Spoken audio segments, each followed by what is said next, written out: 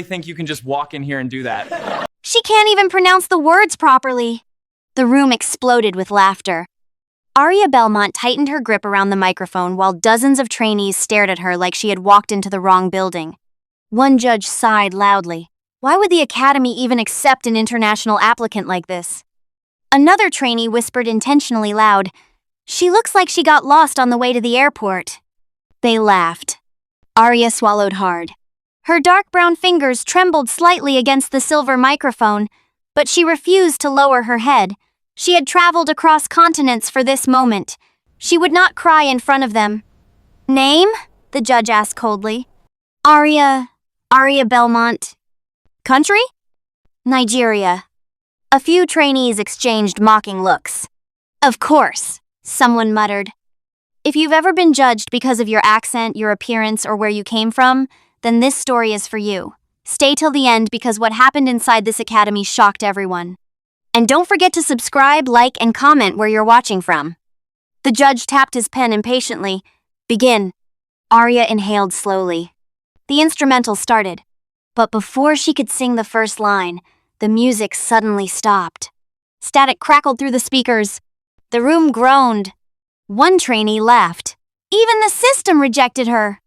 Another added, "Maybe it's a sign." The sound technician checked the monitor lazily without urgency.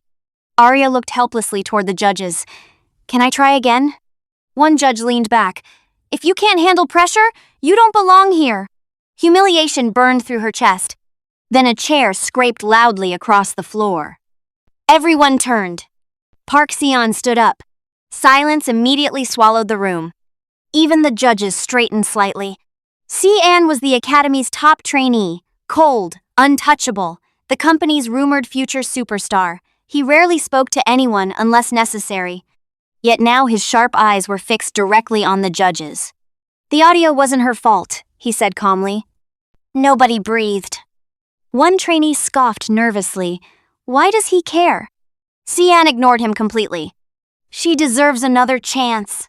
The judges exchanged uncomfortable looks. "Seon," one judge said carefully, "this doesn't concern you." "It does now." The atmosphere changed instantly.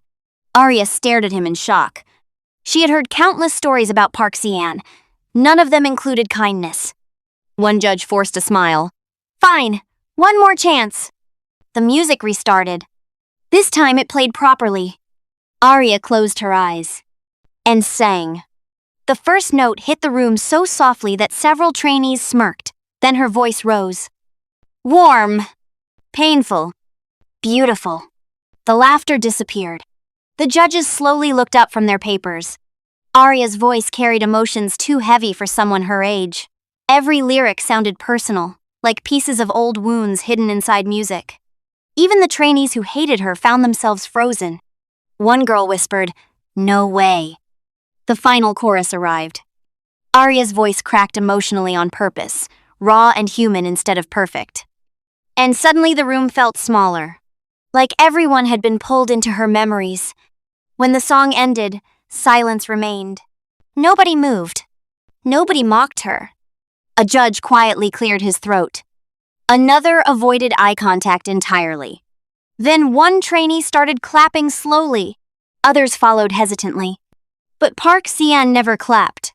He only stared at Aria with an unreadable expression. Like he had heard that voice before. Hours later, the trainee rankings were posted on the digital board outside the main hall. Students crowded around excitedly. Aria pushed through nervously. Then her face fell. Class F. The lowest class in the academy. Gasps spread around her. What? She got placed there after singing like that? This academy is unbelievable. One judge walked past casually. Talent alone isn't enough in this industry. Aria understood exactly what he meant. Looks. Image. Background. Her throat tightened painfully. A blonde trainee smirked beside her. Maybe they realized music isn't charity. Aria clenched her fists.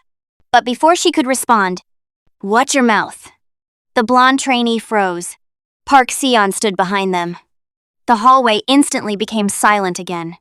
The trainee forced an awkward laugh. "I was joking." It wasn't funny. His voice stayed calm. which somehow made it scarier. The trainee immediately walked away. Aria looked at him carefully. "Why are you helping me?" Sion stared at her for a few seconds before answering. "Because they're wrong about you." Then he walked away, leaving her heartbeat completely unstable. Over the next few weeks, life inside the academy became war. Class rankings determined everything.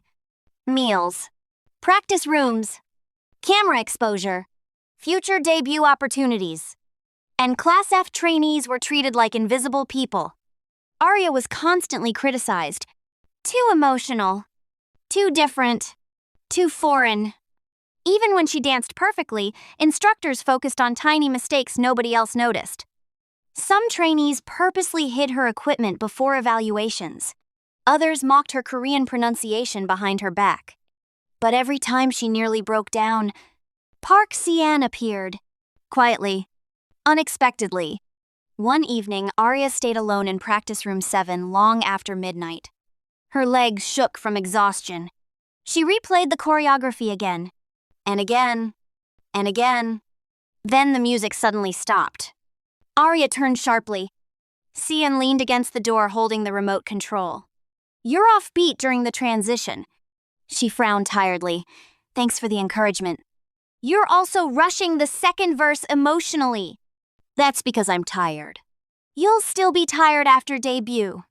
His honesty irritated her, but he stepped closer anyway. "Do it again." "What?" "The choreography." She blinked. "Right now?" "Yes." "For what reason?" "Because you can do better." Something about the way he said it made her chest tighten strangely. Aria restarted the music. This time, Sion practiced beside her. At first, she struggled to keep up with him. His movements were precise and effortless, but slowly she matched his rhythm. Hours passed. Sweat covered both of them. At one point, Aria stumbled slightly from exhaustion. Sion caught her wrist instantly. The sudden contact froze both of them. Their faces were dangerously close. Aria could hear his breathing. And for the first time since meeting him, Park Si-an looked nervous. He released her quickly. "You lose focus too easily," he muttered. Aria stared at him suspiciously. "You act cold, but you're actually nice." "I'm not nice." "Then why help me every single time?" He looked away immediately. "That's different." Before she could ask more, the practice room door suddenly opened. Several trainees entered. And the moment they saw Sion standing close to Aria, their expressions changed. Rumors spread through the academy by morning. "Park Si-an likes the African trainee. She's manipulating him. She wants attention."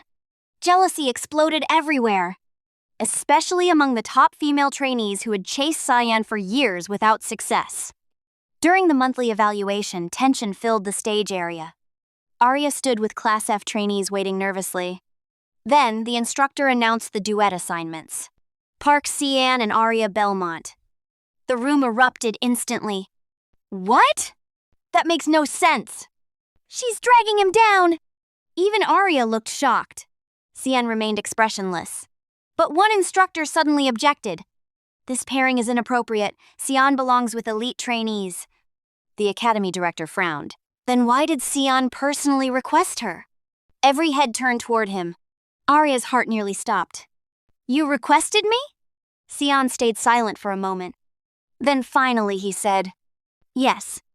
The whispers became louder. Aria stared at him completely speechless. The evaluation began later that night. As they stood backstage waiting, Aria finally asked quietly, "Why me?" Sion looked straight ahead.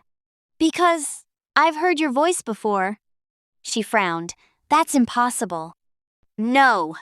His eyes softened slightly for the first time. 3 years ago, Seoul Station." Aria froze. "You were singing outside near the underground entrance." Memories crashed into her instantly. Cold winter air. An old borrowed guitar. People ignoring her while she sang for money after arriving in Korea. "I was sitting across the street," Sion continued quietly. "I listened for over an hour." Aria's heartbeat became uneven. "You remember that?" "I never forgot it." The noise backstage faded around them. For a brief moment, it felt like only the two of them existed. The academy doors suddenly opened loudly. Staff members rushed through the hallway nervously. The CEO is here. Everyone panicked instantly. The CEO? Why would he visit unexpectedly? In the middle of evaluations? Trainees stood straighter immediately. Even instructors looked terrified. The company CEO was famous for one thing: destroying careers instantly. A manager hurried toward the instructors, whispering urgently, but the whisper spread anyway. The CEO heard about corruption in trainee rankings. Several judges turned pale. One of them looked directly at Aria. Fear flashed across his face. Park Seon noticed immediately and slowly smiled. Not warmly, dangerously. For the first time, Aria realized something shocking. Park Seon had not been protecting her randomly. He had been waiting for the truth to come out. And someone inside the academy was about lose everything. If you've ever felt underestimated because of your background, appearance, accent, or where you came from, remember this: people can delay your opportunity, but they cannot erase real talent. Aria's story reminds us that persistence eventually exposes prejudice, and genuine ability always finds a voice loud enough to be heard. If this story touched you, subscribe for more emotional Afro Korean stories, like this video, and comment the moment that shocked you the most.